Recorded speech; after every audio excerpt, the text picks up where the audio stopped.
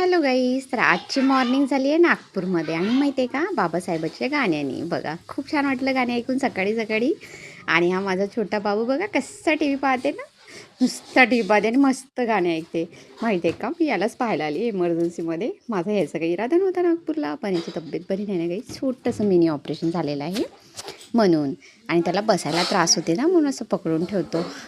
किती क्यूट नाही, छोट्याच्या बाळाला फक्त 10 महिन्याचा आहे आणि इतका त्रास गाईस तुम्हाला काय सांगू, तो बसू पण शकत नाही. आणि नाश्त्यामध्ये वहिनीने गरम गरम इडली आणि सांबार बनवला होता. पहा तयार आहे हा. आणि तुम्ही मला नक्की कमेंट करा की तुम्ही नाश्त्यामध्ये काय केलं आज. आणि पहा मम्मी घेतला ना नाश्ता करायला, मी म्हटलं तुम्ही नंतर करा.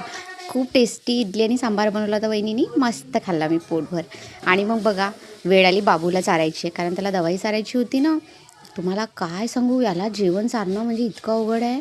ते दूध पोळी बॉटलमध्ये चारतो तरी खात नाही काहीच, बघायला 2-3 लोक लागतात. आणि पहा ना, खायच्या वस्तू तर खाणार नाही, ते वालाची शेंगं खात आहे. आई तोडत होती तर मी म्हटलं जाऊ दे याला मी फिरवते.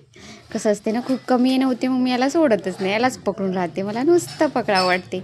मग याला केळी खूप आवडतात, याला आम्ही केळी दिली. पहा ना, केळी घेऊन असता घरभर फिरत होता आणि मी त्याच्या मागे मागे दे ना मला म्हणत होती. पहा कसा लपवत आहे.